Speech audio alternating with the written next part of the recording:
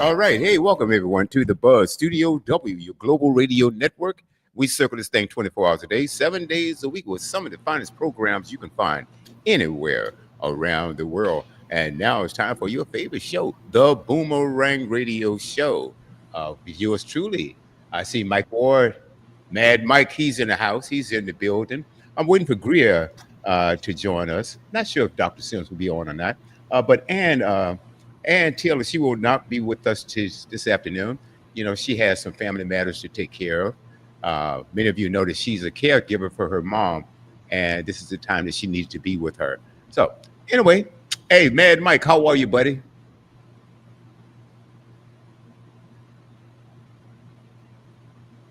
Mad Mike? Okay. I can't hear you. He might be having some internet connections. Yeah, but I don't know what's going on. You I'm might have. losing your audio. If you can hear Oh, me, I've lost your audio. Okay. Okay. Is Facebook being our friend again? I mean, if they are, I'm being sarcastic there. Okay. Audio still up, Mike? Okay. This is okay. He's coming back in. Okay. Let's do this, folks. So in the meantime, let me give you a few credentials about the station. We're on 24 hours a day, 7 days a week, like I said, but you can reach us a host of different ways. You can go on Facebook Live. Obviously, we're on Facebook Live. We're also on YouTube. That's Studio W The Buzz. LinkedIn, Studio W Buzz, B-U-Z-Z, Studio W Buzz. Alexa, Google Play, Apple CarPlay. The website, you can always check us out there and leave a comment. That is www.studiow.buzz. www.studiow.buzz. Okay, I think Mike is back. Are you back? For some reason, I can't hear you, Mike. This is crazy. If you can hear me, I've got a really bad internet connection. I can hear you right now. Okay, it could be your internet. That's quite possible because I can see you, but I think there's a little delay. There's a little delay there, and we hate when this happens. We hate when this happens. Okay, I don't know what's going on. The internet guards are treating us fairly this time. So let's see if Mike can get that fixed. And Greer Webb, he will be with us shortly. Okay. Hey, guy. Okay. Oh, it's working there. That's Facebook Live. Okay, I just played that. So we have a very interesting show today. I want to talk about what's been consuming the news and the internet has gone wild, and that is the assassination of Charlie Kirk. We're gonna cover that. Okay. Also, ICE. Ice, baby. ICE has gone rogue. Now, you guys know exactly who that is. That's an agency that deports people, picks up illegal immigrants, and they have gone with a blanket approach. And it has caused catastrophic damage to the nation. They're just targeting people, black and brown people. They're arresting people who are anti-ICE, people that have been protesting. The last time I checked, we have a First Amendment right here in the United States, and we need to really uphold the Constitution. You have a lot of people who say, yeah, I believe in the Constitution. Well, if you believe in the Constitution, then you can't believe or go along with what's going on now. It's absolute insanity. They are deporting women and children. I don't know what you guys heard or not, but a few weeks ago, and they tried to do this in the middle of the night too. They wanted to deport 600 unaccompanied, accompanied children to El Salvador. And luckily, a judge came in and blocked that. Then the story or the lie was that the parents wanted though to reunite with their children.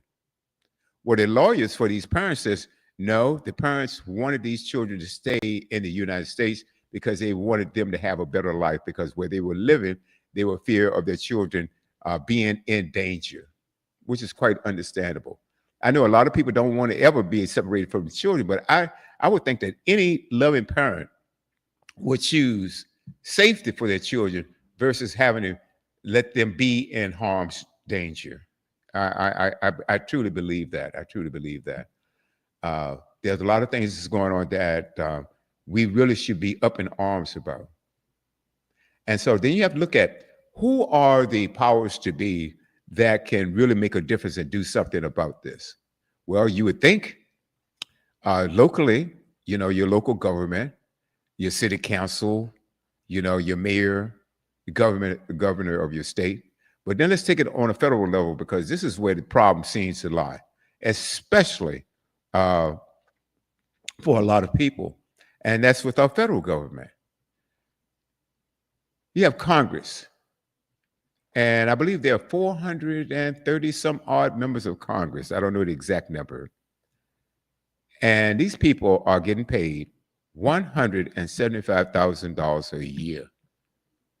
For what? What are they doing? We are paying them to cause us or not doing what we elected them to do. Now, I know many of you didn't vote, okay? And if you didn't vote, then you don't have a right to complain. You really don't. And those of us who are engaged and want to see civil liberties and want to see fairness across the board, then we should vote. We really should vote. So you look at the Congress, okay, and there are three equal branches of government. You've got your Congress, you got your Senate, and then you got the legislative, which happens to be the branch with the president of the United States.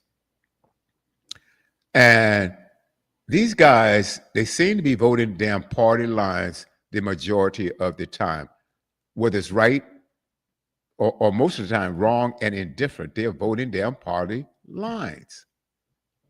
And it shouldn't be that way. You should vote for, or you should pass laws, create laws and pass laws that's going to benefit your constituents. That's why they put you there. That's what it's all about. Then you've got the Senate, which is no better. It's a divided Senate. You've got 47 senators, Democratic senators, and 53 Republican senators. Okay. And these guys, they vote down party lines. And I can certainly understand the Democratic side. And I go along with that because they want us to have health care. They want us to have protection for our children. They are advocates for free speech and human rights. And that's why I can't wait for my panel to join me because I really want to get into this Charlie Kirk situation. And I have to say this, and I'll probably repeat it throughout the program.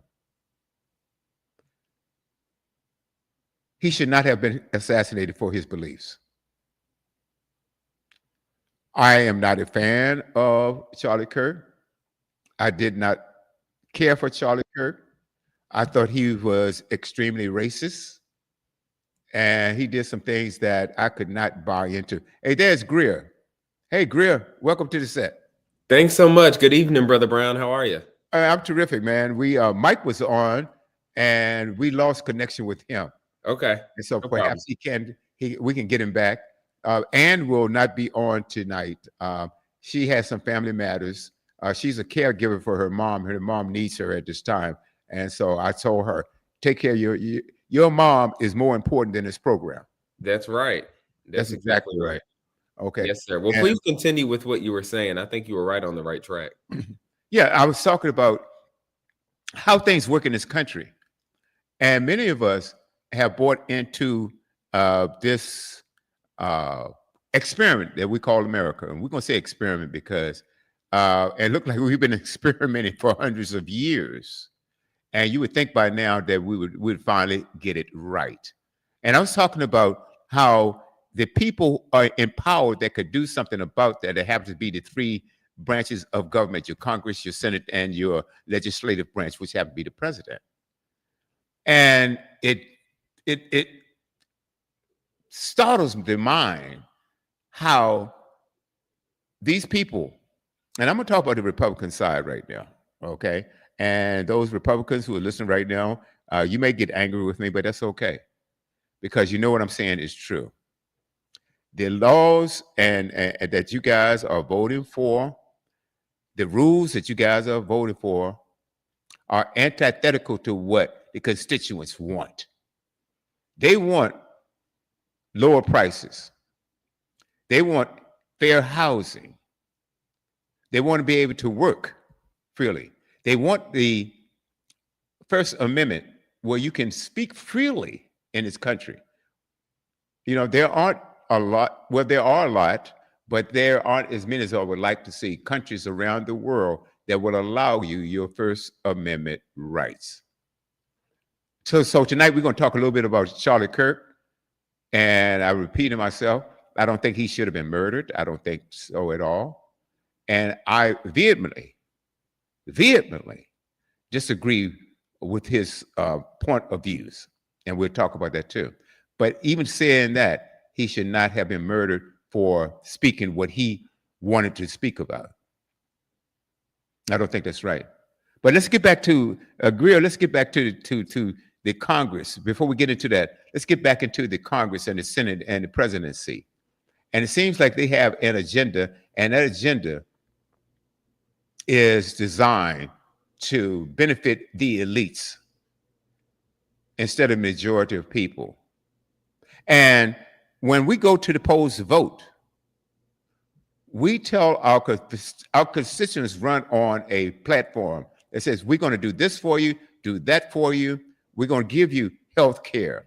We're going to make sure that our children can go and get a decent education. Okay? We're going to make sure that they are safe in schools. We're going to make sure that you don't have to worry about having so high of a mortgage or rent that you can't afford health care. Oh, by the way, we promise you health care. We're going to do all of these things. And so for the like of me, and I have some ideas, I can't understand how come they will turn their backs on their constituents time after time after time again. But what's even more startling is that their constituents keep voting these people back in. I'd like for you to chime in, brother, because I have no answers for that. Well, first of all, it's great to be joining you as always. Thanks for having me on, and thanks for being willing to, uplift younger voices, because to your point, when it comes to the future of this country, as you know well, I believe that young people are not only in tune with what's going on. Yes, we may be apathetic, but we are in tune with the world around us, especially because of social media. But young people, more importantly, are the future. I see Mike has rejoined us. Good evening, Mike. It's good to see you. I was just saying that young people really are the future. And so when it comes to Congress, I think you hit the nail on the head, Brother Brown. And really, when it comes to people who go to Congress or even the state legislature or even city council and then start to forget their constituents, that is emblematic of an idea called cognitive dissonance. When those same people then vote those elites back in, even though those elites are not really serving them. And one of the best examples, and this is not meant to be a political example, we'll do that later, is the farmers, right? Particularly farmers of color, but even white farmers in the Midwest who voted for Trump again this last election, even though he really didn't make good on his promises the first election. Mm-hmm. And for those out there who may not know what cognitive dissonance is, because I had to learn about it myself, it is the psychological discomfort people feel when holding two or more conflicting beliefs, values, or attitudes, and particularly when they then engage in behavior that contradicts their beliefs. And so deep down, when they know, in this case, Trump is really not all that worried about farmers, but those farmers keep voting for Donald Trump instead of someone else, that begs this question, Brother Brown, of why? Why are they doing that? Are they scared of the Democrat, or are they really for the Republican? And I think in this case, people are more often for what's going to make them happy, healthy, and safe. And so that's why it's such a phenomenon when you talk about Donald Trump or even the modern conservative party. There used to be a such thing as compassionate conservatism. I'm sure you remember that, Brother Brown, with George Bush in that era. And then, of course, he wasn't a perfect president, but that looks so drastically different than what we have today. And yet there are more and more Republicans by the day. There are young people who are signing up to be a Republican, to tune into these more right-leaning podcasts. And we're going to get into Charlie Kirk later, but it really goes back to cognitive dissonance and this phenomenon that is the Trump era of politics. Absolutely. It's no question about it. And these things are happening in front of their eyes. It's just like, I know Charlie Kirk, he was an advocate of Second Amendment rights. Okay. Second Amendment, I'm not a gun lover. Okay, let's put it like that. But I'm not going to have or deny you the right to own one as long as you are using it respectfully. Not only that, I mean, it's okay to have a gun if you say, well, okay, I need to make sure that my family is defended. I'm not going to take up arms against anyone out in the street. I'm just here to defend my relatives, my children, my wife, my family. I'm here. Okay. I'm okay with that. Or I just use it for hunting. No one needs an AR-15 for hunting. You don't need it. And these weapons, I call them weapons of war, are used to mow down our children. Now recall the same day when Charlie Kirk was murdered, there was a school shooting in Colorado where 3 students were shot. I don't know their condition right now, but that barely made front page news. You got 3 children. And I believe it's somewhere in the Bible that says, do not hurt my little ones. I'm paraphrasing. You could probably recite that better than I can. Okay, but do not hurt my children. And everyone should be more concerned about the safety of their children than they are a doggone AR-15 or having or restricting people from getting the mental health that they need or the background checks. What's wrong with proper background checks? I heard a few years ago that even the gun lovers out here, even the NRA, were in favor of background checks. So that is a real phenomenon to me, Brother Gabriel, that why wouldn't you want a background check? Why would you want to have whoever's getting a gun to have a psychological evaluation to make sure that they are right or suited to have a gun? It makes no sense to me at all. Well, it doesn't. And I think it goes back to this idea that someone mentioned to me the other day, and I wholeheartedly agree, which is that we don't argue with facts anymore. We argue with emotions. Yeah. And to me, I think I mentioned this the first time I had the pleasure of being on this show. When you're using emotions and just feelings to argue, that's not really an argument. Because the nature of an argument is to bring facts together and turn them into a persuasive narrative. And when you are refusing to incorporate facts and you're only using thoughts and feelings and emotions, that's not an argument. And that's what we're seeing today, especially, not always, but especially by those on the right. And so when you present these facts, for example, like about Charlie Kirk's views or about homelessness or about I saw an article earlier this weekend that Fox News, a host on Fox News, was talking about the homeless population and either said it or alluded to the fact that they should be killed and it would be easier to just remove them from this earth. And that would make it easier in these cities that have high homeless populations. Now, that doesn't sound A, very Christ-like to me. B, that doesn't morally sound appropriate. And C, if I were to respond to that Fox News host, if given the opportunity with facts about ways we could actually help the homeless, they would they would probably defend this statement and somehow say that I'm just trying to get people emotionally on my side and I'm this left wing, yada, yada, yada. And that's not the case. There are ways that facts and feelings can work together. And those are often the strongest arguments. But it seems like so many people today, right, left, center, are not willing to have arguments that include both facts and feelings. And I'll give you another example before we move on. After the Charlie Kirk murder, which of course I do not condone, there were people who were posting about that who had never posted about gun violence before.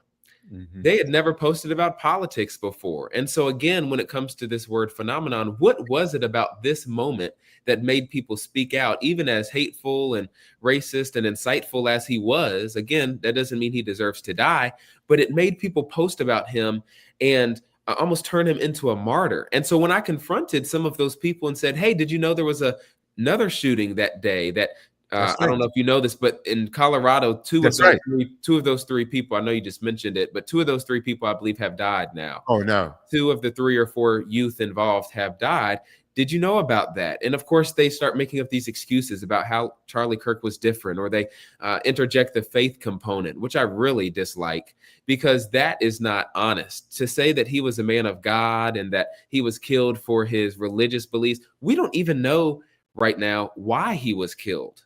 Mm-hmm. They're still investigating. And the boy's family, Tyler Robinson, he actually came from a conservative area. And from what we can tell so far, a conservative family, a gun-loving family. I know there were some inscriptions written on or messages written on the bullets. We haven't been able to fully decipher all of them yet. Mm-hmm. And so to say that Charlie Kirk is this great religious martyr who should be compared to Dr. King, some people are saying, Are you kidding me?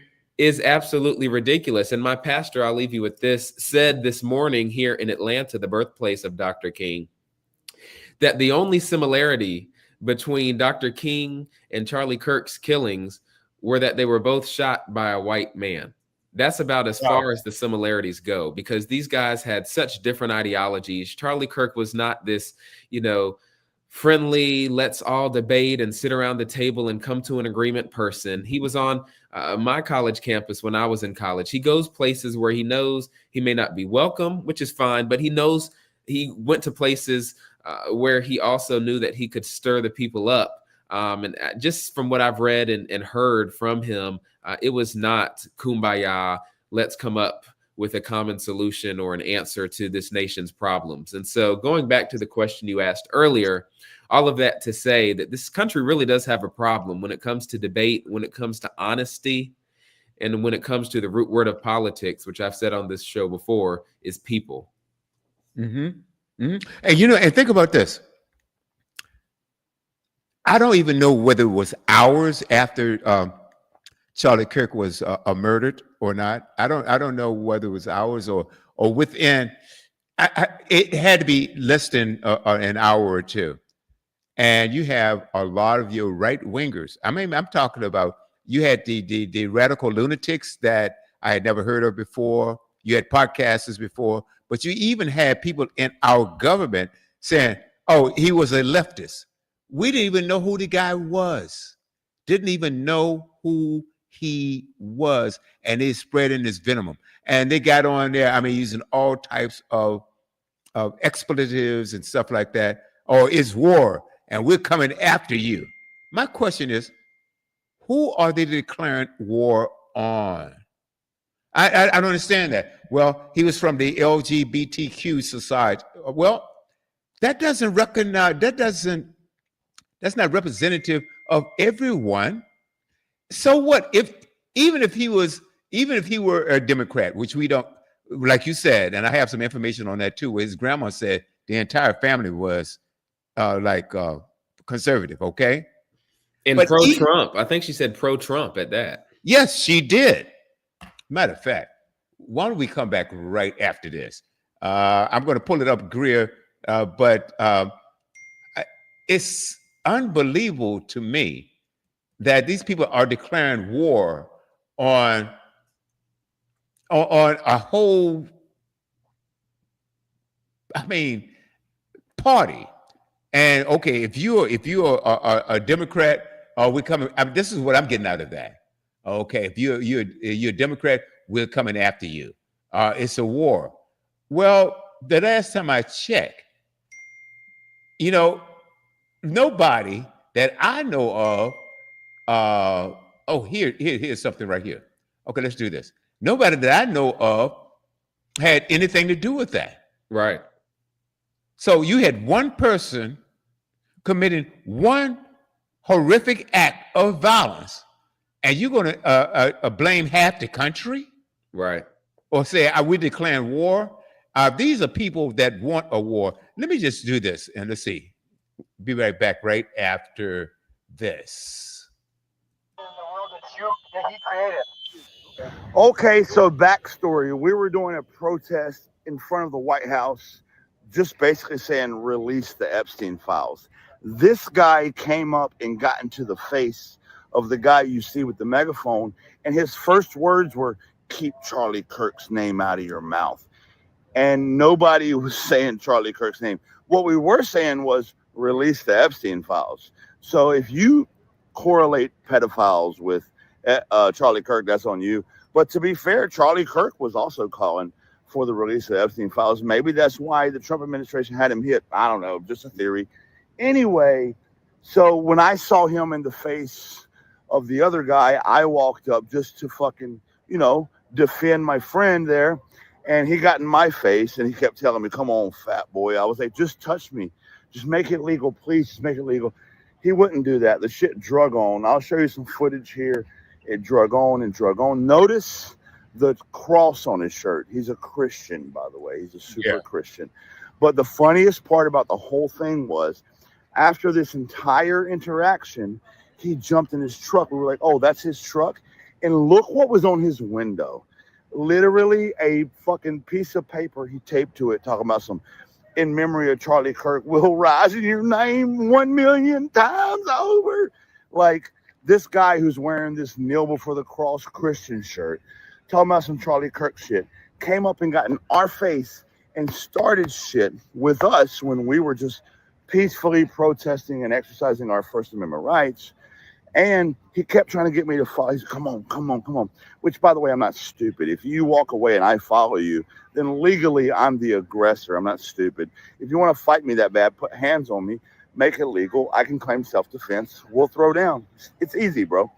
Anyway, the people that are claiming we are the violent fucking ones who are, screaming for violence are the ones coming to us and trying to start violence. You came up on us. You came up on us. You came up on us. We weren't standing on the sidewalk. We were in the park. We were standing in the park. You walked up on us, remember? You walked up on us, remember? You walked up on us, remember? We weren't on the sidewalk. We walked. You walked up on us. We weren't on the sidewalk. Do you feel better? Do you feel better? Do you feel better? Do you feel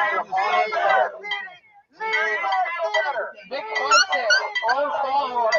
Right. You got assassinated by your own right-wing nut jobs. You got assassinated in the world that he created. Okay, so backstory. We were doing a protest in front of the White House, just basically saying release the Epstein files. This guy came up and got into the face of the guy you see with the megaphone, and his first words were, keep Charlie. Okay, we're back. So this is the insanity, Greer, that's going on. Like the guy said, they were in front of the White House protesting release the Epstein files. And this nut job jumps out, talking about keeping Charlie Kirk's name out of your mouth. I mean, like the guy said, where did this come from? But you have these people that, I think that there's a thirst. There's a thirst out here for violence, Greer. I believe that. I really believe that. A lot of people were saying that if Trump weren't elected this time, there would be a civil war. And it seems like everything that they're doing with the ICE, Homeland Security, the FBI, sending the military and the National Guard. Well, the National Guard is part of the military, but the National Guard and also other arms of the military, like the Marines or whatever it is, into these cities. And if you notice, they are targeting the cities that they're going in, and have to be cities that are governed by black mayors. They happen to be cities that's considered blue. And the last time I checked, that we have a right, no matter whether you're Democrat or Republican, to vote your conscience, to vote how you feel. And for some reason, and these people are calling for all-out war. I don't get it. I mean, on that point, I just got an alert on my phone and I clicked on it, and it says that over the weekend, Turning Point Action, which is a part of Turning Point USA, which Charlie Kirk helped start, they sent out an email, and you're not going to believe this. It's a fundraising email signed by Charlie Kirk's wife, saying that the cries of widows echo around the world like a battle cry. And they're actually fundraising now already off of his death. And of course, they are sending out this email to their supporters, and the widow of Charlie Kirk, her name is Erica Kirk, has already committed to continuing Turning Point USA and continuing the debates and on-campus tours that Charlie Kirk led. And so to me, that's pretty wild that they are already kind of twisting this, and they're using her picture, and that they're fundraising off of this to keep that organization going. I don't know if you have thoughts on that. I do. Hey, Mike, let's make sure. Hey, Mike, can you hear us, brother? He's frozen. He's having terrible internet connections here. I do have thoughts on that, because you would think that at a time like this, she just lost her husband. She just lost the father of her two young girls. And I'm serious. I feel sorry for the young. I feel sorry for her losing her husband. I feel sorry for the young girls. And again, and I've said this about 3 times on air so far tonight, that he should not have been murdered. He should not. But for them to fundraise off of this, for them to keep this going, and they're not doing it in a positive way. They're doing it to stoke fear, create chaos, and keep in mind, let's see if we can finally, if Mike can finally get in. Hey, Mike. Hey, Mike. Hi, gentlemen. Hi, Greer. Good to see you. Sorry, I'm having real internet problems here, so I'm in the bedroom on my phone instead of my computers because they're not working. So I apologize. Hey, don't apologize. Well, it's not your fault. but I've been listening. I've been listening to everything you guys have been saying. I've been listening on the app, so I'm kind of up to speed with everything you're talking about. Okay, right. Awesome. And again, good to see you, brother. Yeah, good to see you too. Yeah, and like we were saying, Mike, and you and I talked off air about this, that no, he should not have been killed. I know he was well, he said he was a First Amendment rights advocate. Okay, let's take it at that. And then he should not have been killed. I like I said, my heart goes out to his wife, his family, and things, and the entire. But for the nation to get in an uproar and start declaring war on one side or the other, I think that is unbelievable. Because this is one person that did this. How are you going to decide that you're going to go with war with a whole party or people with different beliefs? Because one person did an unthinkable act. The point, and history tells me, if that one person did it, you get that person, you arrest that person, you convict that person, and you punish that person. You don't, and so there has been a line drawn here, Mike, which I am not in favor of.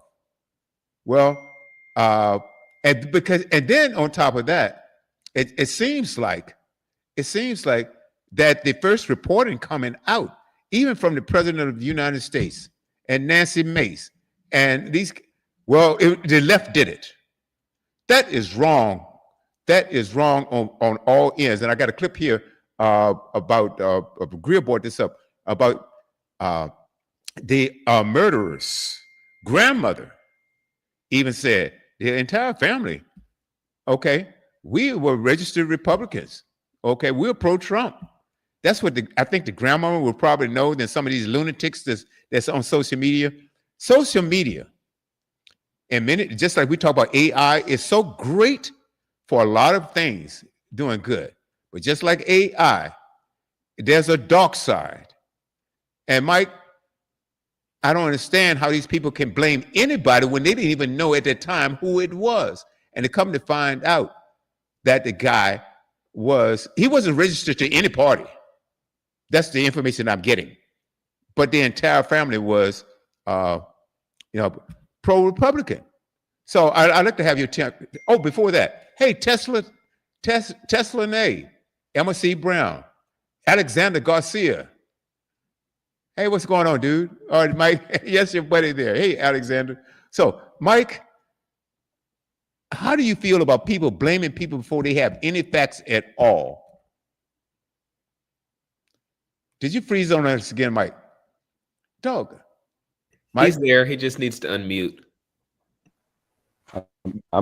There we go. Can you hear me now? Yes.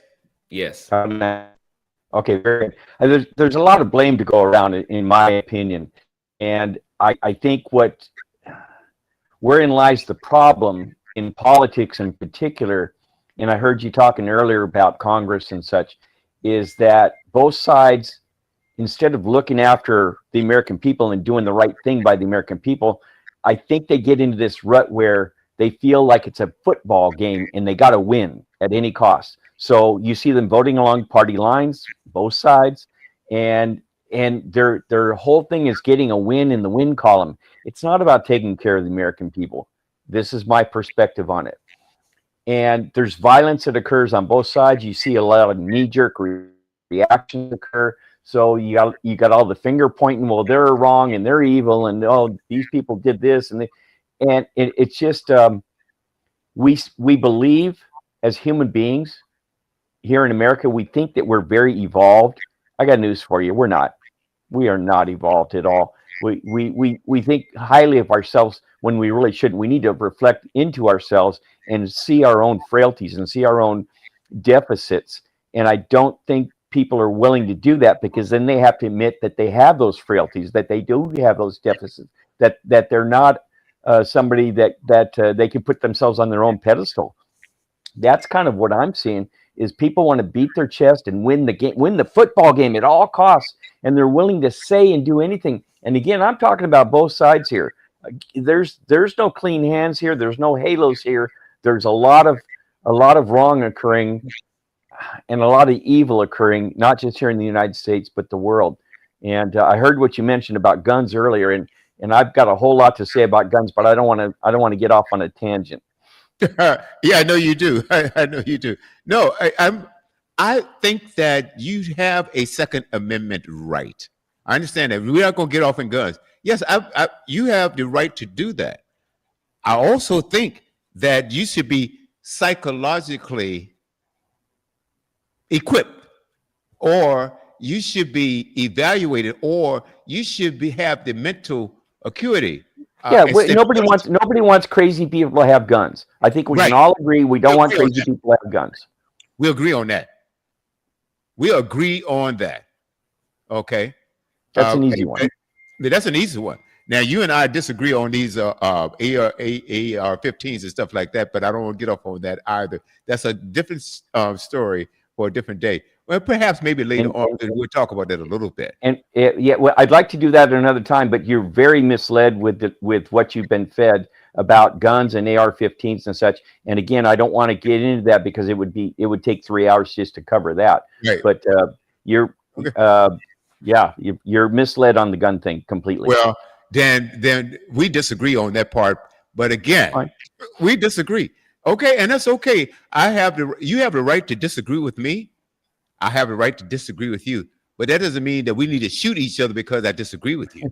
No, I think we can all agree that we shouldn't be killing anybody because of their perspective or their point of view. That's not a reason to kill somebody. It's all the more reason to have that dialogue, though. And I think that's where Charlie Kirk was very effective, is he wanted that dialogue. He went to those college campuses, and Greer, I heard you mention that he came to your campus at one point, but he would invite people to come and have that dialogue with him. And he would invite people to the front of the line that disagreed with him because he wanted them to have their voice. And then he wanted to debate politely with everyone. I never saw him be disrespectful. I never saw him be hateful. He stood his ground and he stated his case. He listened to other people. And many times, if you go back and watch some of his tapes, he would say, you know what? I agree with you on that. I think you're right. So he wasn't somebody that would beat his chest and go, no, you're wrong because you don't agree with me. Okay. I never saw that in him. Now, Okay. maybe you've seen something else, but I've never seen that with Charlie Kirk. Well, this is something that I'm going to read this right now because this is something that I saw. And I hate to keep making this disclaimer. Because of his beliefs, he still should not have been assassinated. That is wrong. That is We wrong. can all agree. We can on that. Agree on that. So no brainer. Okay. So let me move on. And this is something that I saw him on tape say. It wasn't an article posted by anyone. I saw video clips of this more than once. Consider what Charlie Kirk said about Black women leaders and affirmative action. Okay? Now, that's a whole other story. We can get into that too. Picks Joy Reid, Michelle Obama, Ketanji Brown Jackson, and Representative Sheila Lee. To me, I respect all of those women highly. I don't care what you guys think about them. My opinion, they are great, great women. Kirk said, sickeningly, you don't have the brain processing power to otherwise be taken seriously. Without affirmative action, you had to steal a white person's slack. Whoa. You think about that. That is categorically wrong, categorically false, okay? Because let me just share something with you. It's just like DEI. Affirmative action in many ways did a lot of good because these people had an opportunity to get a job or get into an institution where they have historically been denied entering or even applying. Now, are you going to say Michelle Obama? Brilliant. Check out her degrees. Ketanji Brown Jackson. Check her out. Check out her credentials. She's on the Supreme Court, by the way.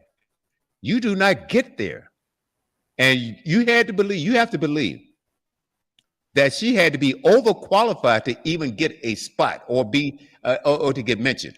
And I know this for a fact. I know this for a fact because I happen to be Black. Because I even had companies that I applied for at one time that says, we can't hire you. I said, why? You're overqualified. I said, what? I just want a damn job. You're overqualified? What does that mean? Okay. I had to be the smartest and the brightest guy in the room. I've worked for, and Mike, you already know, I work for major corporations. Major corporations. That wasn't DEI. Well, maybe it was, and guess what? Maybe it should have been. Okay, because you needed some diversity around here. And we can go back to the history of building this country. Without DEI, this country wouldn't be what it is. All right, we can go all the way back to the early 1900s. And in fact, pull up all the inventions, and contributions that Black people have made to this country right now, and we would not be what we are right now. But let me move on right now, and then we're going to move on here. Let's sit for a minute. Charlie Kirk said these things, these exceedingly smart, strong, successful Black women do not have the brain processing power. I'd like to see where that came from. I'm very specific that that's something that Mike, you can pull it up on the internet. You can pull it up, brother. It's there. I seriously not only I'm reading. Hold on, bro. I'm reading this, but I also saw it with my own eyes. I saw this. Now I'm not going to make anything up. Now you know me. If I make a mistake, okay, and Oh, I know I pure. William, there's no question your heart is pure. I'm just wondering where that quote came from, and did he say those things? Because people get misquoted again. I'm quite a bit. So so and so, and when they go back at the foundation from where that came from, that at all. So I'm very suspect that he said they don't have the brain power. That does not sound like a Charlie Kirk quote that he would make. I'm very suspect of that. I take your point, Mike, and especially in this AI world, it's tough to know what's true. But to Brother Brown's point, you can, and this is something I've actually gone and listened to over the weekend myself. So you can do it, now or after the show. But it's from the Charlie Kirk show, his show on July 13th, 2023. Again, July 13th, 2023, the Charlie Kirk show. And he said, I'm talking about Joy Reid. I'm talking about Michelle Obama. I'm talking about Sheila Jackson Lee. And I'm talking about Justice Ketanji Brown Jackson.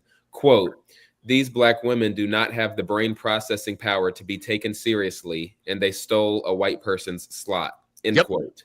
So you said this was July 13th of free, right? Yes, 2023. Yes. Very good. Thank you. On his show. So you can fact check me and then maybe we can talk offline about it. But I've seen that clip circulating and I did want to look it up myself. So that's the quote that I have typed down from that show. And just to Brother Brown's point, to chime in here, again, I disagreed with Charlie Kirk on a lot, and I don't believe that means he deserved to be murdered. I will also say, I think what's really telling right now is the hypocrisy. And I know you were listening in, Mike, but there's been a lot of hypocrisy because to Brother Brown's point, and this is something I should have mentioned sooner, a lot of people, political violence occurs on both sides. Both sides can take it to the extremes. We all know that.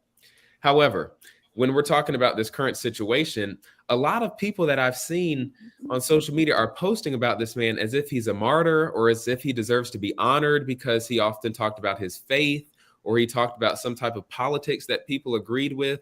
But those same people, and a lot of them have conservative leanings who I follow, they didn't post anything a few months ago when the Minnesota lawmaker was shot and killed for being a Democrat. Not only that, her husband was killed alongside her.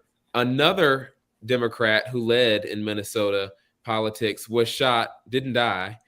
And then it came out that that man in that case had a hit list, and every person on that hit list was either a Democrat or left-leaning. And these same people weren't making those posts. They weren't thanking. Her name is Melissa Hortman. They weren't saying, you're a martyr. Thank you so much for standing for what you believe in. And so I just think the hypocrisy is a little telling. And as a person of faith, I really dislike that they're using this almost faith-based argument to say that because he was a Christian and he was speaking for Christ, a lot of what he was saying doesn't comport with what I read in the Bible, and my Bible's right here. I mean, he talked about what I just mentioned, word for word. He also talked before about his just serious dislike for homosexual people. He's also talked in the past about DEI and said he doesn't trust getting on any plane. And you can fact check this too, Mike. That's a fact. That one I'm aware of. That's being flown by a black pilot. And so I'm like, this stuff is not really all that uplifting. Again, that doesn't mean he deserves to die, but I just want to be clear, especially for the people of faith who may be listening out there, that I didn't post a lot about him. I didn't praise him because I really disagreed with him when he was here on earth. But again, that doesn't mean that I think the way he died was okay. I want to say this, and this is something that a pastor up in the DC area talked about in a very nuanced way this morning. You all might know him, but his name is Howard John Wesley, and he's the pastor of Alfred Street Baptist Church, which is a predominantly black church in Washington, D.C. And he said, and I agree with him this morning, that there's nowhere in the Bible that says you have to honor people with whom you disagree. And he said, how people die does not redeem how they lived. And that to me was so powerful because, yes, on the one hand, it is sorrowful that the man died, but that doesn't mean that I have to post about him. That doesn't mean that I have to somehow now agree with him. I don't think he's a martyr for Christianity. Even saying that, though, is getting me and other people attacked on social media. And somehow that's speaking ill of the dead when he spoke ill about many different groups while he was alive.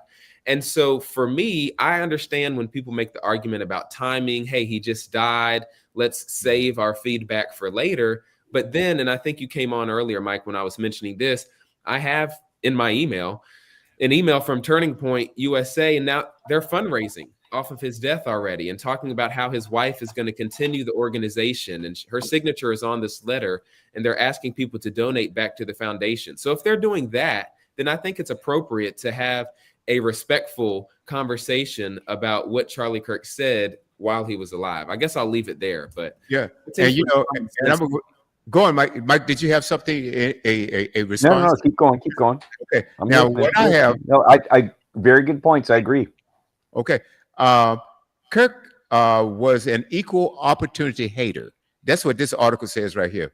Now, I know this. I heard him say it, okay, who called Martin Luther King Jr. awful and not a good person, while insisting we made a huge mistake when we passed the Civil Rights Act in 1960. So, along with Greer's point, yeah, no, he shouldn't have died. No one should die by their beliefs.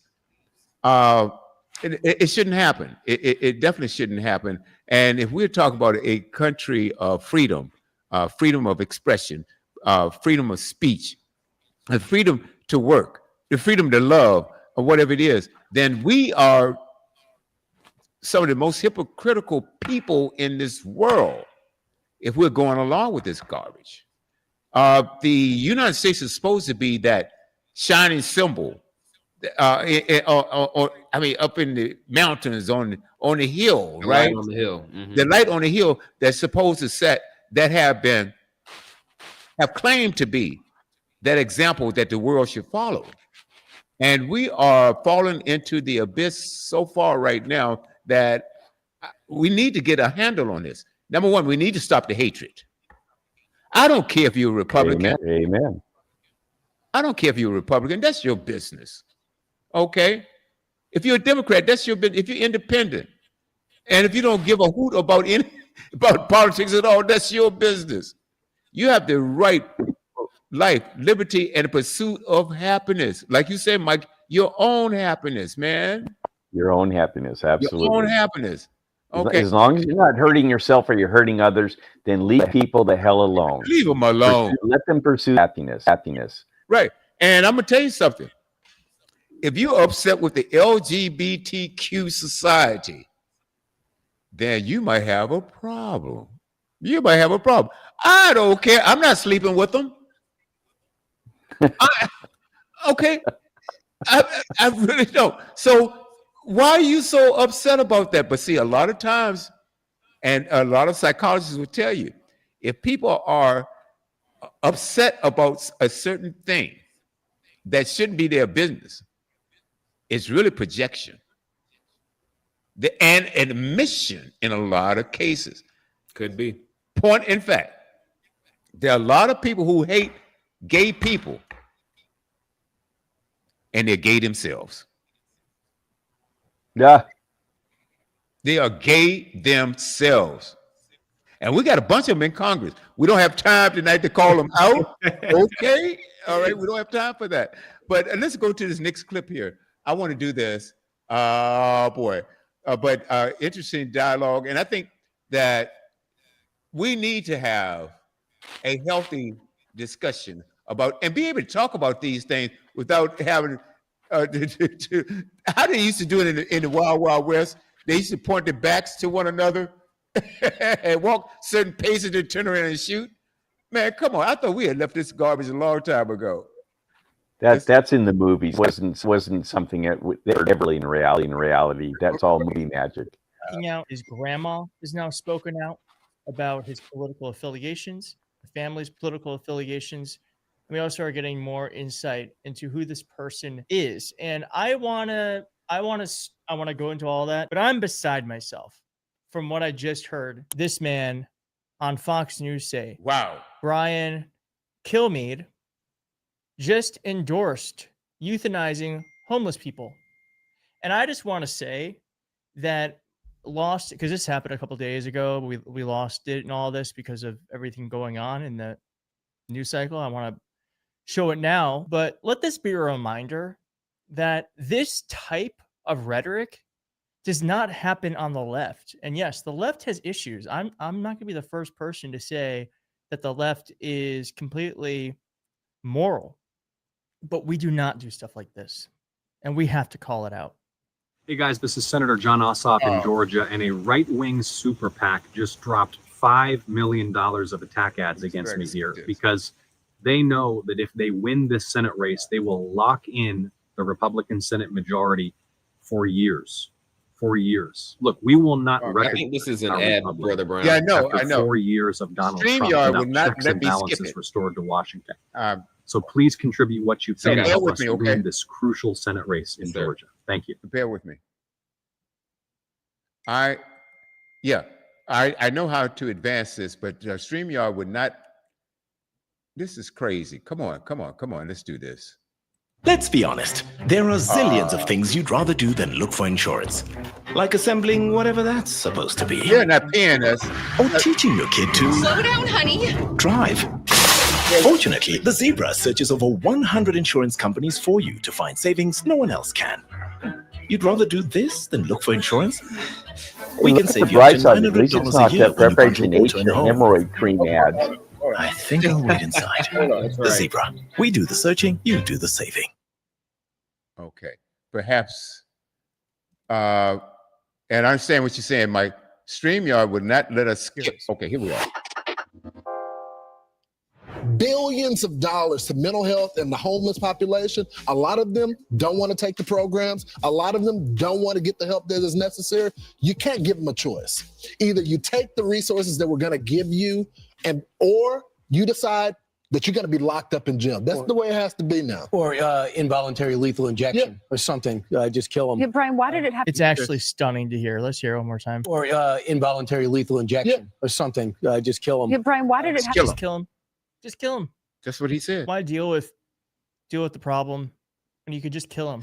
Wow. We have really slidden in this country into a place that I do not recognize. In one way, I'm like grateful it's out in the open, and in another, I'm very worried. If it's like this now, where is it heading?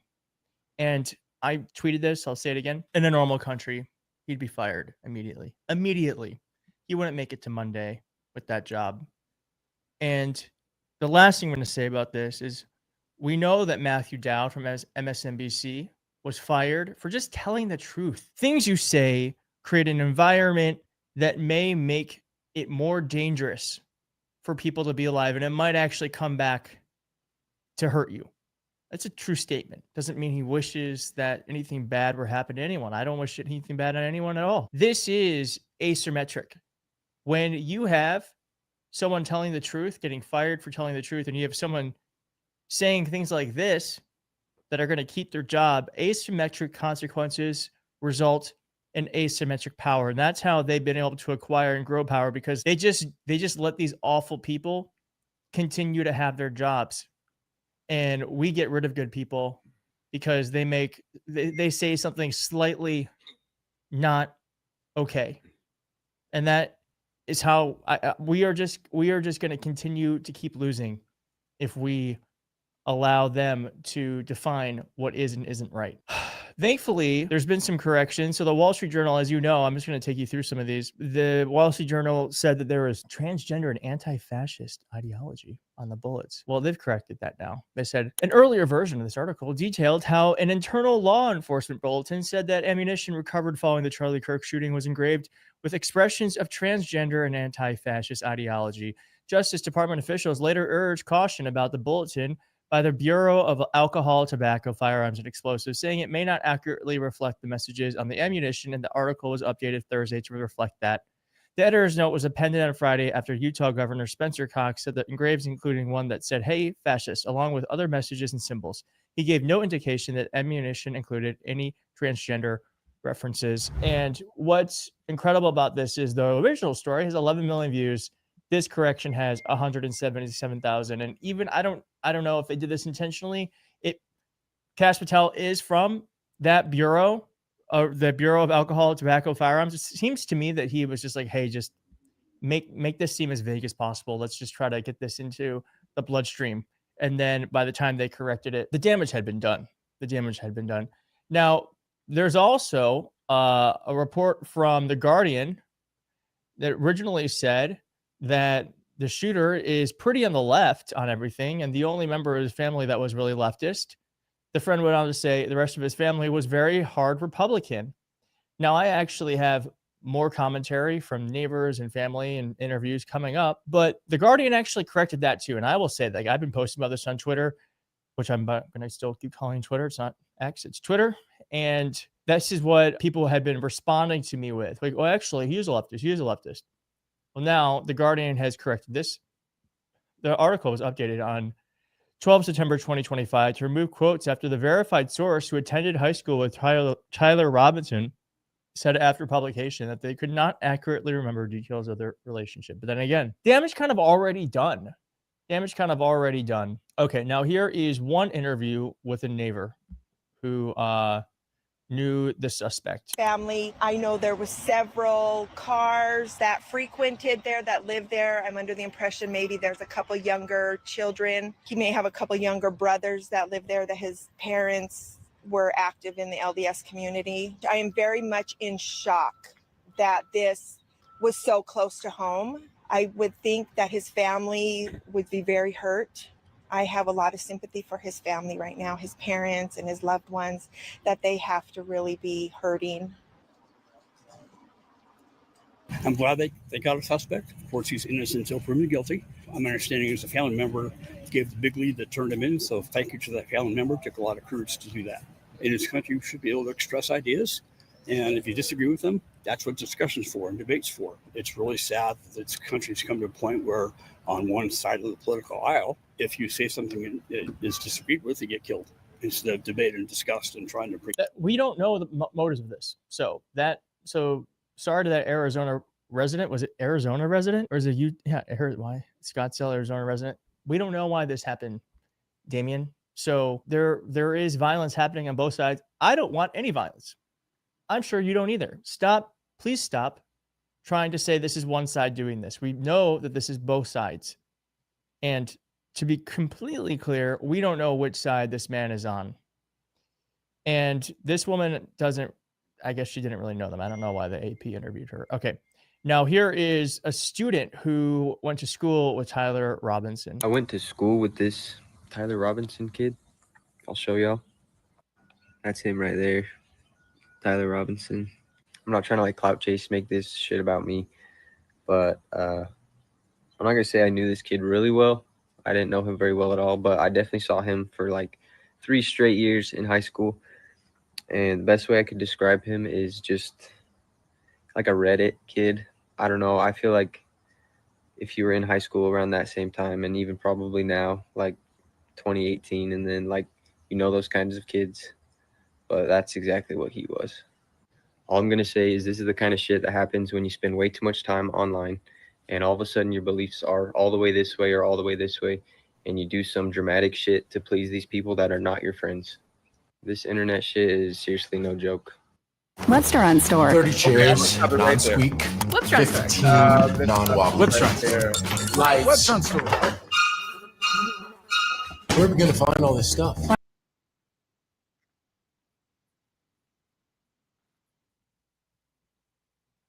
Okay, let's stop it right there. Okay, again, Greer and Mike, what really is astonishing to me is that we've got these overpaid government officials making these claims, and they had no information at all, and now many of them happen to walk it back.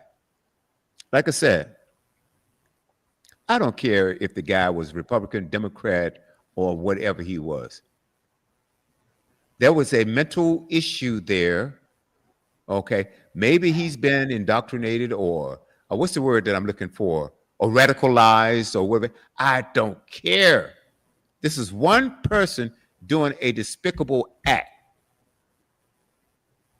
And that's the person that should be blamed for doing this. And it's highly irresponsible for our so-called leaders. You know, I'm reluctant to call them leaders because I don't like idiots leading me to anything. And I'm talking about from the president on down. Little too late. You got a bunch of idiots leading us now. Man, but just, you know, we And don't again, have to. you know me, William. I like to mention both sides. Well, hey, and that's okay. You an equal opportunity hater. Hater. I am. Well, I don't like it at all. Hey, look, I don't like to come out. Let's say if I had come out on any of my social media pages, and I said, I know this was a Republican.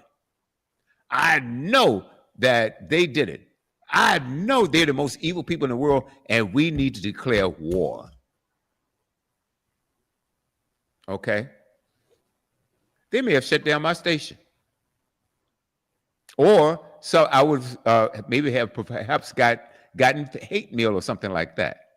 What I'm saying, you can't say that one person, okay, is representative of a group of individuals, except for the president of the United States. Okay? He's representative of whatever group, okay, the Republican, right? Okay, that's fine. And the same thing when Biden was the president. He was representative. Well, actually, he said he's a representative of all people. Whether you like that, whether you believe it, whatever it is, that's your business, okay? But what I'm saying is you cannot take one person's actions and blame a whole group of people. We've seen this all our lives, Greer, where one black person has done something and they don't grade all black people. Hell no. Nor can we say one white person did something and it's all white people. No. Or one cop or one clergy or one anything. It's not fair. You have to judge people individually on their actions, their deeds, their hearts, their souls. It has to be done on an individual basis. You can't pigeonhole people by color, by size, by where they came from, what the religion may or may not be. That's you know what? That's just showing your own ignorance if you do that. Judge people by their actions and their deeds. That's exactly right. Their hearts. And I'm going to ask you and Greer continue the conversation because I need to pull up something else in the meantime. You guys continue the conversation, okay? Well, I just wanted to mention I guess it's pretty disturbing to me, Mike. I'd wonder your thoughts as well, but how that clip started, I guess I see it in separate parts. Of course, they were addressing sort of separate issues, but it started talking about the homelessness issue. And I think they were particularly talking about DC. And Brian Kilmeade on Fox was saying the involuntary injection piece and just kill them. I mean, I thought my ears were kind of deceiving me. I know there's an issue there, but that doesn't seem to be the appropriate solution. Am I hearing that right? Yeah, that's pretty radical right there, and I don't agree with that at all. I don't know, maybe he thought he was being flippant, maybe he thought he was being funny, maybe being sarcastic. I don't know, but for him to be in a position that he is, where people tune in to listen to not only him but his station, that seems extremely irresponsible for him to say something like that. I've dealt with homeless people myself. Being, a former law enforcement and all. And I have found that the vast majority, I don't know if you want to get into this, not Greer, so stop me if you need me to, but the vast majority of people that are homeless fall into some categories. And again, I hate to pigeonhole people, but based on my experience in dealing with them, many of them have mental health issues, many of them have drug issues, or they have both. You get the double whammy right there. And the states that have dealt with them in a productive manner that has actually helped are where they use what they call the carrot or the stick approach. And they say, listen, and I think it's very humane, by the way, in my opinion, where they say, listen, we want to help you. We can't have you living out here in your own urine and dropping needles all over the place for the kids to step on or whatever. So we're giving you the opportunity. So here's the carrot or the stick. The carrot is, we want to help you. Let us help you. Let us get you through rehab. Let's get you into a home. Let's get you into a shelter something. We can't have you living on the street in filth. All right, that's just not humane. That's not what we should be as human beings. Mm-hmm. And then the stick side of that is, listen, if you don't want to do that, then you're going to force us into a position where we're going to have to incarcerate you to care for you. And I believe that's a humane thing to do. When someone's not able to care for themselves, here in California, we've got a code called 5150, a penal code, which means that you're a danger to yourself or others.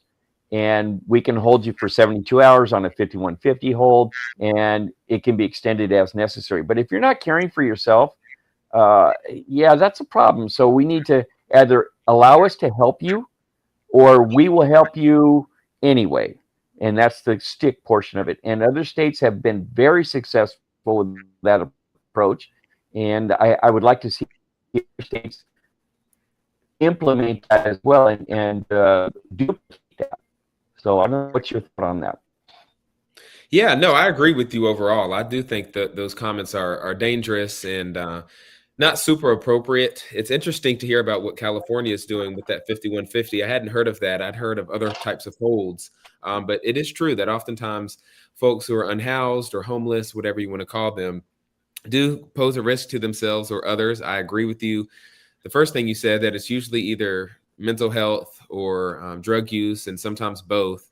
And that is very unfortunate. I don't know what Brian was talking about. I don't really know what they're doing over there at Fox anymore. They used to have some more decency, but I try not to watch Fox or CNN or MSNBC or MSDNC, as Trump calls it, as much as I used to. And I think we just lost Mike, but I'm going to continue on to say that there was also in the chyron there at the bottom of that Fox News story, it was mentioning the North Carolina killing in which someone was stabbed and stabbed by someone who had a prior criminal history. And so the person who was stabbed, I believe, was transgender. I also believe that person was from Ukraine. And so folks are now calling for serious punishment for the perpetrator of that incident. And obviously, I think that person needs to be held accountable for their actions. But I think it goes to this broader question or conversation, really, about crime in this country and the best way to handle it. And sort of to Mike's point, I think the best thing to do is really meet the person where they are and make sure that you exhaust all resources available to that person. Sending in the National Guard, I believe Trump has said he wants to send the National Guard to Memphis next because they have high crime rates. That's not going to do it. It may fend off people for a while. It may keep crime rates low for a little bit, but if you don't have systemic solutions in place, then it's really not going to make a huge difference. And so I just was saying, Mike, that in addition to agreeing with you, I know that a lot of folks are talking about crime in general across the country, and Trump has threatened to send the National Guard to Memphis next. And I'm from North Carolina, as you know, and so I was talking about the terrible stabbing that occurred of the Ukrainian person, I believe, and that person who did the stabbing, the perpetrator, has been caught, and I was saying should face justice. But it goes to this broader conversation, which I'm interested in your thoughts on, Mike, about crime and the best ways to really, reduce some of these crime rates. I was saying that some community programming can certainly help. Obviously, being involved as much as possible in your community can help because oftentimes crimes are committed by people who know the other person, sometimes not. But just the more we know people and have respect for them, I think that can really help move us in a better direction. So I was just wondering your thoughts, I guess, on crime in general, and then we can toss it back to Brother Brown. Well, accountability is a big thing in life alone, not just with crime, but accountability for your actions.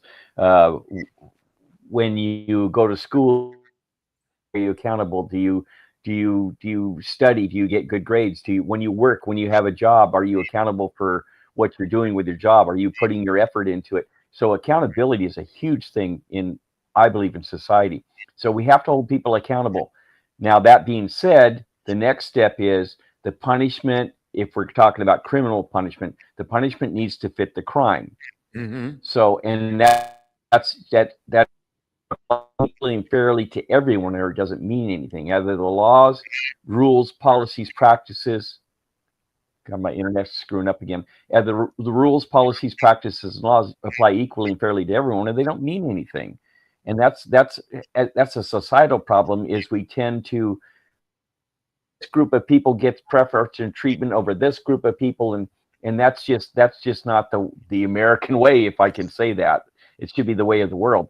But accountability and making sure that the punishment actually fits the crime, that we don't throw the baby out with the bathwater, is the old saying. I don't know if you've ever heard that or not, Greer. You may not be old enough to remember that one, or I ever have heard heard it. Okay, so that's my point of view on that. Is we need to be fair about things, and we don't live in a fair world. If you want fair, that's somewhere you go to ride rides and eat cotton candy and step in monkey poop. That's fair. That's right. That's right. And I want to thank you guys for tuning in. And your buddy Greer, Alexander Garcia, he said earlier during the show, that was around the 6:37 mark. He said, "How's it going, my friends? Good to see you. Hey, Mike, did you take your Acray pills? So far, it seems to be working." And Dr. Sims, she said everybody's been out of the loop for a minute, and I wanted to make this say this right. She said her schedule is what it is, right? Good to see you guys. Oh, good to see our guest, who I feel is no longer a guest. Hey, Dr. Sims, I agree. I've been trying to get him to come on as a permanent member of the Watch panel. out, Greer. Watch out, Greer. This is how I got goat roped into this. Mike, I was a guest. I was just a guest. That's what you thought. Okay. Okay. You know what, Mike? I'm not going to deny or say you're right. Yeah. Okay. You can't. No, you're right. Well, see, hey, Greer, the thing about this, because Mike and I, we've been friends for well over a dozen years, right? Going about 13 or 14, whatever it is. And so Mike would come on my radio broadcast once a year if I could get him on, and we used to talk about a program that he launched, or he was very much a part of it. I'm not sure he started it or not. I believe you worked, because he taught classes on this, Refuse to be a Victim. And we would do this each and every year, especially around the holiday time, to let women especially, but men and children know, look, be vigilant when you go out, because you have so many nefarious people out there that want to do harm to you during the holiday season. Right. So we did a show like that. So Mike claimed that I did you say goaded you into it or roped you into it? Whatever, Mike. Yeah. It's a redneck term. It's called goat roping. Okay. So when you rope a goat and drag him on in to wherever you want the goat to go. So yeah, it's a redneck term, goat roping. In other words, I was pressured in. I was captured. What? Tell me I'm wrong. Not 100%. Not 100%. Not 100% wrong. But now, one thing about the homelessness, because I had to pull up something, but I was listening to you guys when I left the studio, and there's one thing about the homeless situation. There's so many things that can be done that aren't being done. And you're right, Mike. You want to people who can't take care of themselves, then, and we are obligated to really take care of society. And I'm paraphrasing all Absolutely. right. The thing about it is, if they were implementing your plan or doing what you said that we're supposed to be doing, then it would be better.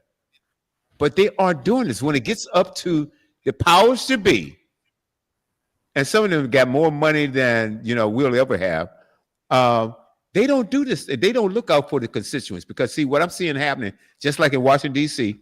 Okay, say they want to clean up, they want to get the homeless out of D.C. But where do they go? Where do they go? Okay, I think I came up with an idea some 25 years ago, way before I even thought about having a radio station, and I came up with the program. I said, I think that what we should have is a work fairs program. That means if you're able-bodied, instead of giving you welfare,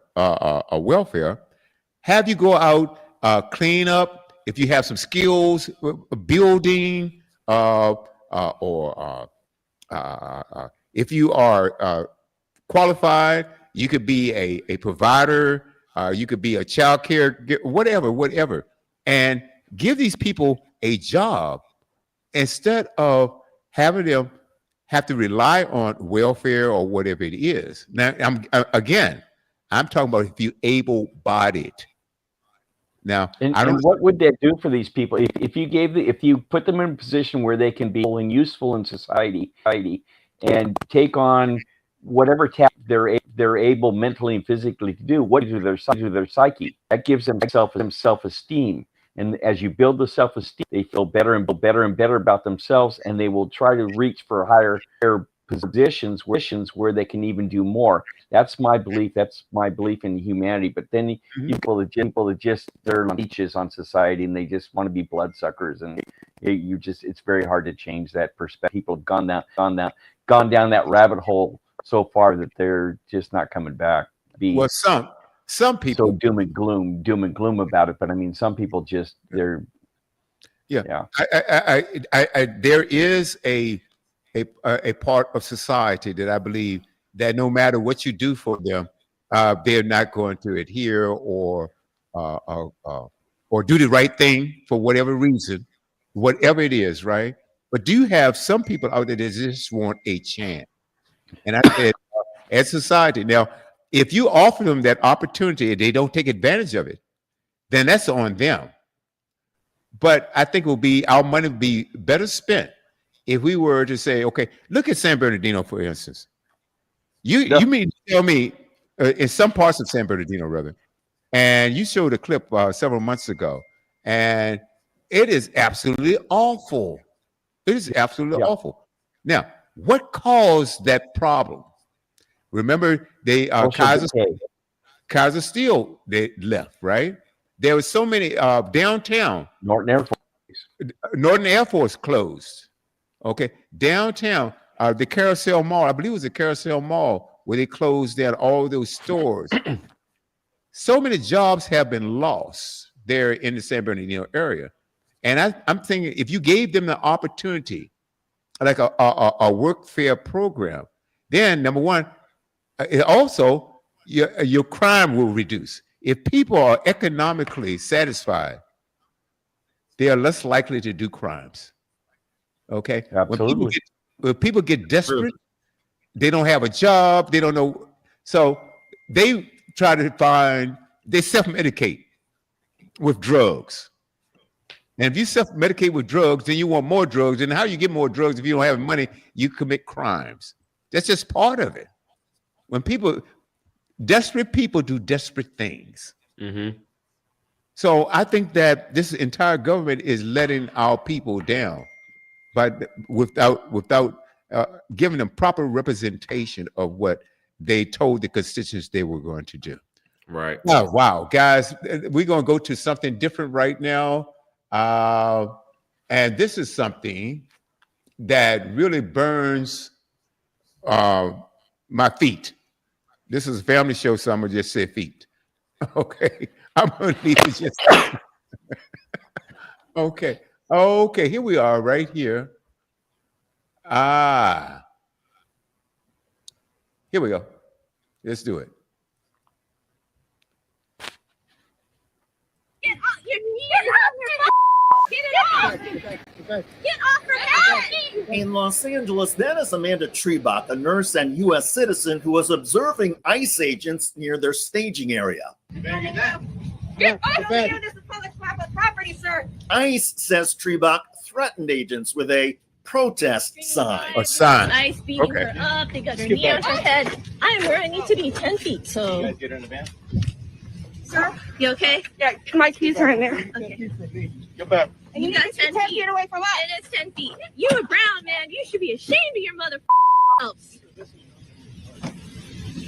You guys are on the wrong side of history. You're going to be in history books. I'm a fucking nurse. Are they hurting you? Federal agents in that unmarked van took the nurse to a detention facility and said she would be charged with impeding and obstructing federal law enforcement. But soon after the arrest video went viral on social media, all of the charges were dropped. Apparently, the video contradicted what ICE agents had told prosecutors. Go figure. Hello, everybody. David Schuster here. It is not unusual for law enforcement officers to have little understanding or respect for constitutional rights. Such ignorance seems even more prevalent, though, among immigration and customs enforcement agents. ICE teams have repeatedly snatched and arrested people without a warrant, and because the agents didn't like what somebody said or the color of their skin or their accent. Never mind, of course, that the Constitution gives everybody in the United States free speech in any language or accent. And the courts have long held that criticizing a law enforcement officer is protected speech and that racial profiling is illegal. But who needs the Constitution when you're an agent of the Trump administration trying to meet arrest quotas? Anyway, legal experts say that this assault and detention of Nurse Amanda Trebach was clearly unlawful and that she could have compelling grounds for a civil rights lawsuit. She and the other ICE observers were standing on public property, and they were simply waving their signs, according to all accounts, although there are some accounts that maybe they were yelling at the ICE agents. But there's no evidence that anybody blocked ICE vehicles or impeded any agents. In other words, the ICE agents claimed obstruction until the government assertions were contradicted by the citizens' video. This is how ICE seems to operate these days. Arrest anybody and everybody you don't like or who criticizes your mission, and let the lawyers sort it out later. Of course, that is not how due process works under the U.S. Constitution. And legal experts say that ICE could be found liable for any physical and emotional damage suffered by Nurse Amanda Trebach. The legal exposure for the Department of Homeland Security and its ICE agents seems to be growing by the day. By their own admission, ICE has eliminated nearly all standards for ICE agents. Citizens with no law enforcement experience and of any age are now being encouraged to join the agency. Recently, Trump supporter and actor Dean Cain, who briefly played the role of Superman on a short-lived television series, said that he was joining ICE. And I will be sworn in as an ICE agent ASAP. So they'll have 80,001 recruits. Are you going to be hopping out of ICE vans and apprehending guys? I will do whatever Director Lyons wants me to do. If that's what it takes, absolutely. The ridicule of Cain has been intense. Democrat Representative Jack Kimball of California showed Cain's obesity and mocked Cain's failed acting career. Quote, "So proud of Dean Cain joining ICE. Finally, they found somebody who doesn't need a mask because nobody recognizes him." Maybe Internal Revenue Service collection agents. Hoodlum wrote, "No wonder he had to join ICE. According to public records, Dean Cain faced significant tax issues with 5 major tax liens totaling over $800,000. ICE is currently offering new recruits a $50,000 signing bonus. With all the additional ICE agents and the ramped up deportation rates, the Trump administration is looking to build additional detention facilities. The Republican Party of Nevada wants in on the action. Headline in fundraising pitch, Nevada GOP urges state to build its own alligator Alcatraz, but coyote themed. Quote, the Republican Party sent a fundraising email August 8th asking if Nevada should follow Florida's example and construct its own detention facility.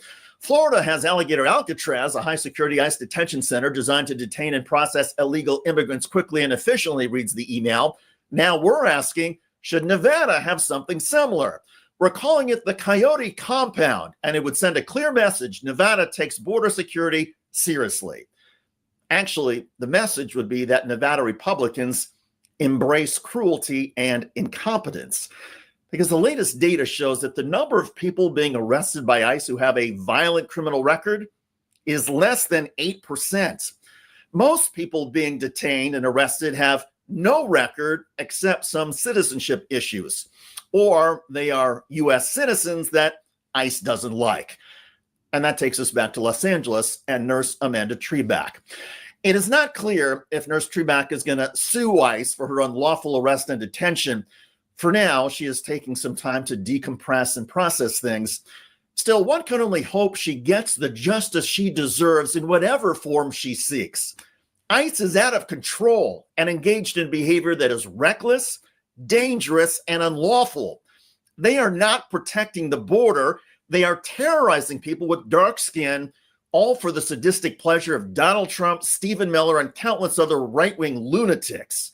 Someday, this will end, and history will record that everybody who stood up to ICE, from nurses like Amanda Treback to other concerned citizens documenting the raids, all of these activists will be remembered and recognized as heroes.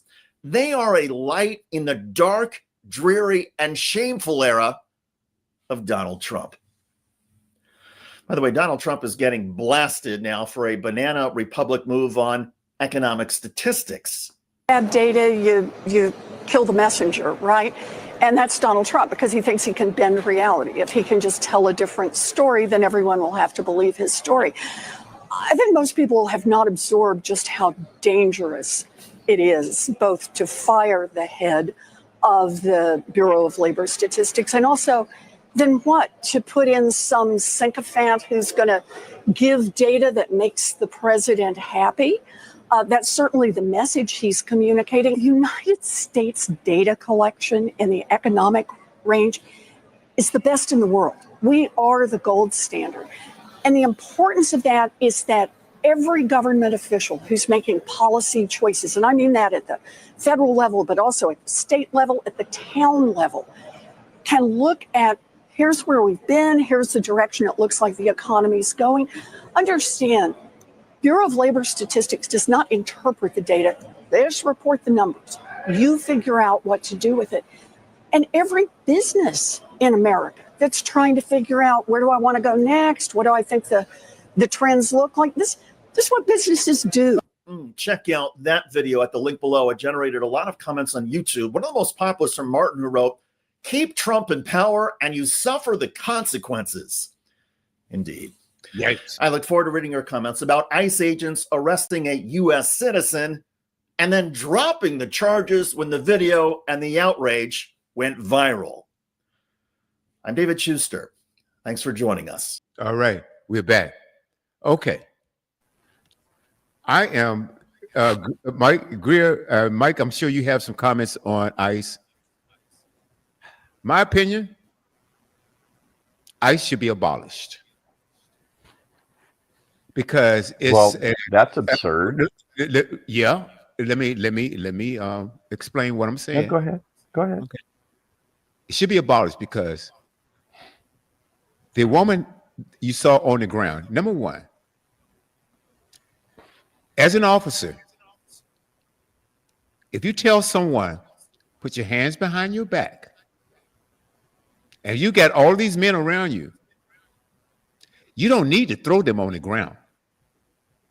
You don't need to throw them. She had no weapons. The only weapons she had, and they claimed that she assaulted them, she had a sign. They claimed, well, she hit them with the sign. There's no evidence of that at all. These guys will lie and make up stuff.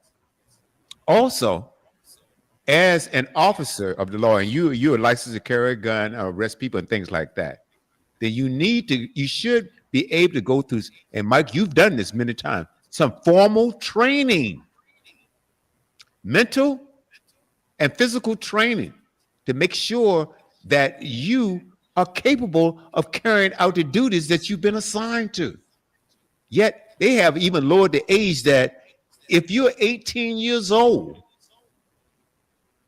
now think about, Greer, you're probably more civil than Mike and I were at 18. Okay? Greer, be careful. Don't answer this. It's a trap. I'm telling you. No, I'm serious. I plead the fifth. Mike was Excellent. 18. At 18, Nice. I wasn't a criminal, and Mike wasn't either. But based on my Well, I story don't know. I know about, and Mike, we were out of control. We were out of control. We didn't do any commit any crimes. He's Nothing laughing. evil. He knows that I'm telling. No, we didn't do anything evil, anything like that. Just stupid stuff, right? But He what did a lot of that. There's no 18-year-old Mike that I can think of right now, or no, that should be a law enforcement agent.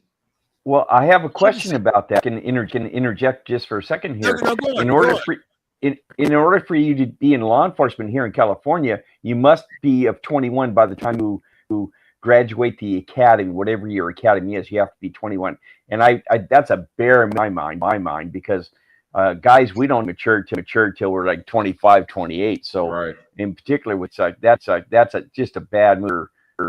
Yeah, you're putting guns and badges in the hands of kids. And I understand you're 18, you're considering an adult, but you don't have an adult brain as far as I'm concerned. So that's a huge mistake. If they're bringing in people for ICE at 18. And the other thing I want to remark on is you're starting to taint everyone with the same brush, because you had a couple of bad ICE agents do stupid stuff and hurt people unnecessarily, and now you want to get rid of all because if two ICE agents are, they all must be bad.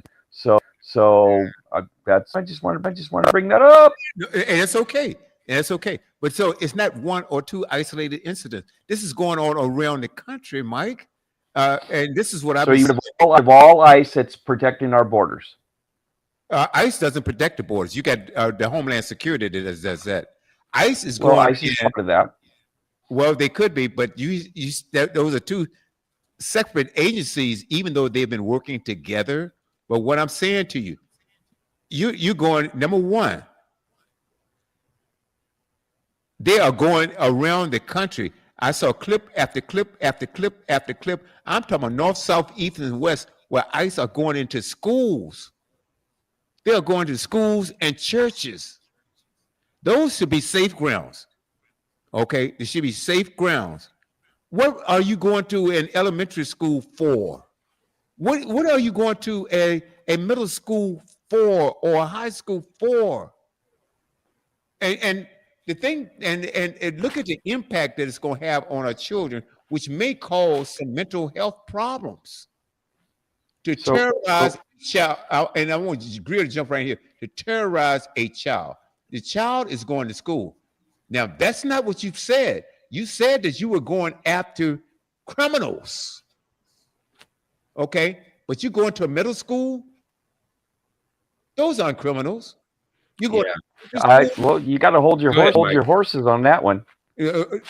Mike. That's inaccurate. What you just.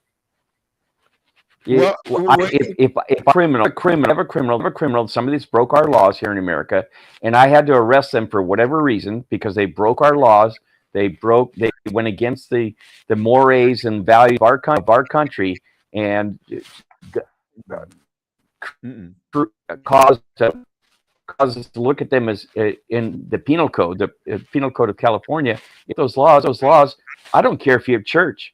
I don't care if you're on your knees praying. I don't care if you're in a school. I don't care if you're at McDonald's. If you're a criminal and it's my job to enforce penal code, I will arrest you wherever you stand, because that's my job. And the fact that you're in a church or the fact that you're in a school, that's irrelevant to me. I have a job to do. Let me do my job, and let's get you through the process and back out whatever you do. But your location is irrelevant. If you're a criminal, being a location doesn't make you not just because you're at that location. Okay, now we have a difference of opinion here, but I'm gonna toss it over to Greer. Greer, my point again, you are terrorizing children. Okay, I'm talking about elementary school. When is the last time you saw an elementary school child rob a 7-Eleven or shoot somebody? You know, I mean, there have been isolated occasions where you had a 6-year-old one time took a gun to school. That's the parents' fault. Okay, the child should never have been have access to a gun. Okay, Yeah. But these are rare. You going into a school and you terrorizing children. I saw a situation where the dad was dropping his child off to school. Was he? I don't know. Criminal? Well, guess what? They didn't know either because it wasn't even clear on the report whether he was here legally or not. I don't care. I don't care. You do not traumatize children because you are asking for a problem down the road. Say you terrorize that child to the point now, later down the road, this child is going to need mental health. They're going to need some mental health therapy or whatever they're going to need. Okay. And I'm going to push back on the thing with the church too. Okay. You don't go into a church to arrest people. You do not go. I've done it. I've done it. Well, guess what? Shame on you. Well, okay. Okay, let me just jump in here. Location doesn't sue. If you're a criminal and you've broken our laws, and it doesn't matter if you're in your closet at home or sitting on your toilet at home. You're a criminal. If to do my job and arrest you, then I would do that. Well, yeah, Nothing personal. Let's go to Greer. I just want to jump in and dispel a few things. First of all, I hear you both, and I agree with you both on some things and disagree with you both on some things. Let's go back to the video that was shown and the facts for the sake of this conversation, because we don't have time to fact check them all. I'm going to take them at least for what they are. The guy said that, and we all know this is true, that ICE has a strategy and has been talking about deporting violent criminals. We're going after violent criminals. We're cleaning the country up. The guy said in the video that only 8% to this point of the people that ICE is arresting are violent criminals. So if you want to say all criminals need to be arrested, okay, but that's not what ICE has been saying. Secondly, I'll make this point again. I made it a few weeks ago on this show. If you illegally enter the United States for the first time from another country, it's actually a civil infraction, just as though it's at the same level. And I looked this up myself. Somebody can fact check me in the comments. It's like a speeding ticket. Right. It's like a speeding ticket. Yeah. Now, if folks are saying that we should all be arrested for speeding tickets, then okay, I don't believe that. I do think this is different though, because there needs to be a more deep analysis as to this person who is not supposed to be here. And so I would say this goes a step further than a speeding ticket, but to Mike's point, it is still a civil penalty that first time. Now, when we talk about the video, again, going back to the point there that Brother Brown showed, and that's where I'd love to hear some more from Mike from the law enforcement perspective. I agree with Brother Brown that it's more than just one or two. Every week, we are seeing these instances in which these ICE folks are being, A, in my opinion, overly aggressive, and B, arresting the wrong people, and B, subsection A, sometimes they're arresting United States citizens and then making up BS excuses that are disproven via video. And then the prosecutors don't even have anything to hold that person on. And so that just the whole culture is what I'm saying of ICE right now, lowering the age to 18, Dean, whoever that is, because I don't know him, he's before my time, recruiting him to now be like the face of ICE or to show that they're going after any and everybody who wants to work for ICE. It's just kind of crazy. And then going back to Brother Brown's point, this is my last point. I agree with you that ICE is not really serving its purpose. They're not even meeting the goals, the statistical goals that Trump set for them. I'm not sure if I would go as far right now to say abolish ICE, because I'm not as aware of the alternatives. But I agree with you that Border Patrol, right, which is part of Customs and Border Protection, is who is patrolling the borders down there. ICE deals with the interior of the country. So you are correct, at least from my research. ICE are not the people down there on the border keeping people, in Mexico from coming in here. That's Border Patrol. But I know they all work as a unit. And so, again, just in summary, I don't think 18-year-olds should be working for law enforcement, period. To Mike's point, oftentimes men take longer to mature in general. So I think it should be 25, 26. Agreed. Additionally, if ICE is arresting U.S. citizens, that's inappropriate because that's not their job. And then third, I really do think that it's troubling that these are becoming consistent patterns. And so I do think that, I don't know who's going to do it, but maybe the House Oversight Committee, if we want to trust in Congress that much, needs to investigate what is going on over there, because I do not think that Kristi Noem has a good handle on the agency. And then again, I don't know if I'm going to go as far as to say abolish ICE, but I will say that, they're not who's patrolling the southern borders. They're dealing with interior security, immigration enforcement. If they're being, if they're being disrespectful, or if they're violating people's civil rights, or if they're arresting U.S. citizens, that's a problem. And then I guess I'll just add, Mike, that I'm seeing every week examples of ICE showing up to courthouses where people are going to understand whether or not they can stay in this country or be granted a temporary visa, and arresting them right before their hearings. And that's been fact-checked by multiple news sources. That doesn't seem appropriate. These people are trying. I don't know their reasons for coming to this country illegally, but let's say it's their first time. all that they have right now is a civil infraction, and they're going to court. They're going before an adjudicator to try and figure out, hey, what are my options? And they're being arrested and sent all over the country to different prisons, basically. I don't think that's appropriate. So those are some of my thoughts. Right. And I'm going to toss you may not. You may not be getting all the information because they're not telling you is these people are court to their their paperwork away square to the right thing. But what they're not telling you, not in every case, I'm not going to go with the same brush, but what they're not telling you is these people had a decade to fix this, to get their paperwork in line, a decade to handle their situation. And they now all of a sudden, when people are being deported, now all of a sudden, now it's important. So what they're not telling you in every case, in some of these cases, these people have drugged their feet and going after them because they had plenty of time to fix their situation. They chose not to. Okay. Well, let me just chime in on that. That's not exactly accurate because a lot of these people have asylum papers, and or they might have visas or whatever it is. I'm not talking about those people. I'm talking about the people that did nothing for a decade or more. My question, Mike, just to follow up, my question there, I hear you on that, is why are they being arrested at court right before these hearings? Is that the only place ICE can find them? If so, that seems like they're a little inept at their jobs. It's been years and they can only find them at court.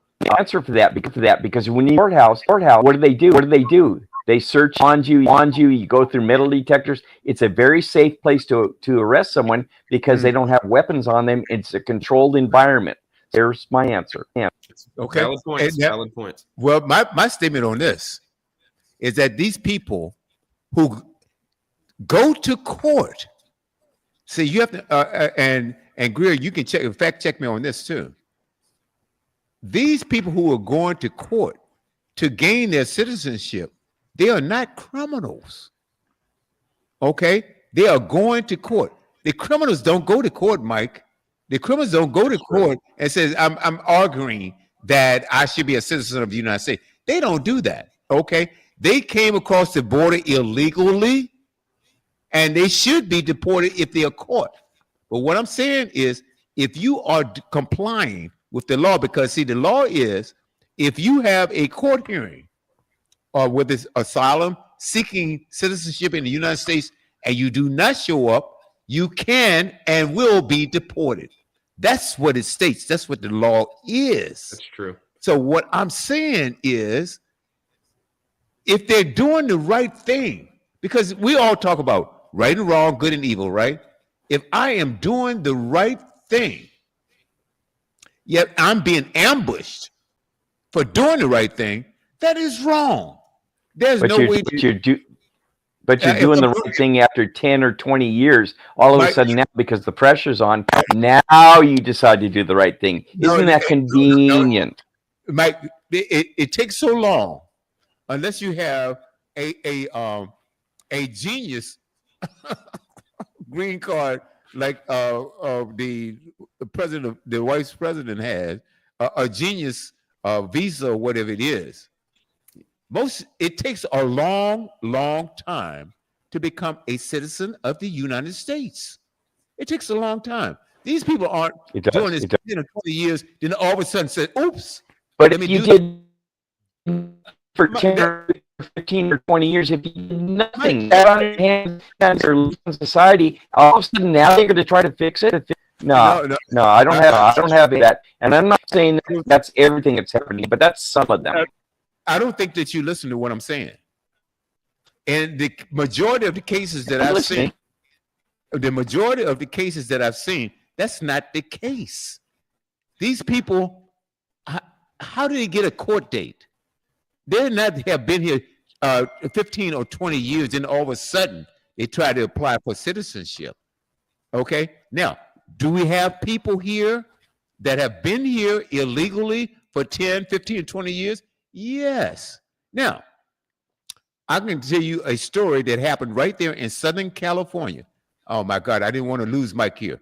I know a case in Southern California, and I know this for a fact because I had a girlfriend that worked in the court system in San Bernardino, and we had a friend who is a United States citizen, and she married an illegal, someone who came across the border illegally, and he wanted to get his citizenship in the United States. And so my girlfriend, she did some research and says, this is what you need to do. You need to leave the United States, go back across the border, and apply to be an asylum for asylum, right? And Okay. that's what he did. He had to leave the United States and come back the right way. This is what I'm trying to tell you, and this is an absolute fact. I know this for. I believe you. I know this for. I believe you. So, Hey, so what I'm saying to you. So this is what I'm saying, Mike. Hold on, bro. This is what I'm saying to you, is that the people who are going to court, they have paperwork says you need to be in court Monday, September 27 or whatever it is, whatever the date is, and show up. And so we can get you to do the right thing. Yet ICE is William, I got to get my battery's dying. I'm gonna drop out, and I agree with you. If these people are trying to do things the right way, leave them alone. Help them. So I'm agreeing with you, William. And again, my battery's almost gone. I do want to pose one question to both of you guys, and it's a little bit off topic. But this gentleman that allegedly shot and killed Charlie Kirk, they're seeking the death penalty in Utah if he's convicted of allegedly shooting and killing Charlie Kirk. Do you think that the death penalty is something that's appropriate in this case? And I'm sorry to get off topic, but again, I'm down to 13. Mike, my you battery's can't down to drop 13%. that on us and then leave. You can't go. We can do it next week if you want. But I'm down to 13%, and it's blinking red at me, and I'm going to lose you guys. I don't want to do that. No, I've got to run as well. I appreciate both of your perspectives, and I'll happily talk about this next week as well. But I'll give you a short answer that you can. It's going to be the same answer next week. No, because I don't believe in the death penalty. I like the way you think. All right. Hey, guys. Hey, Mike, Greer. Hey, guys, thank you so much. I thoroughly enjoyed this conversation. I thoroughly enjoyed it. I thought it was fruitful. I thought it was thoughtful. And these are the types of conversations that we need to have. We need to have civil conversations for a change in this country. Amen. I mean, it's no you question. need to take your act right. I'm not taking any act right pills. I'm not taking them. Hey, guys. Hey, Greer and Mike, thank you guys so much, man, for tuning in. This has been the Boomerang Radio Show. It's been my pleasure to host this. And so we will come back next week. Next week we got something else. This is a gentleman, Mike and Greer. I want you guys here. We might touch on some of this a little bit later. But we have a famous author that's coming on tomorrow, and he's talking about, oh my God, what's the title of his book? Tomorrow or next week? No, next Sunday. Next Sunday he's coming on, and it's going to be, oh boy. It is black. It has to do with the black workforce here in Richmond, Virginia, and how it was a unifying experience for blacks and whites to come together in business, and it's a beautiful experience. And it started back in the 1890s, right here in my hometown. Guys, you don't want to miss this. You don't want to miss this. Thank you so much for listening to the Boomerang Radio Show. Greer, Mike, I enjoyed it, man. I want you guys to enjoy your evening. Come back in about an hour or so. Thank you both. Sunday night Good to go. see you, Greer. Good to see you too. And Brother Brown, I'm going to hit you with my Gen Z knowledge. I just did a quick search of my messages. It's called Black Labor in Richmond with Peter Ratchleff, isn't it? That's it. I got your back. All right, brother. It's going to be great. It's going to be great. I'm looking forward to it. Greer, man, excellent as always, my brother. Thank you so much. Thank you. Take care. Baby, sweet baby.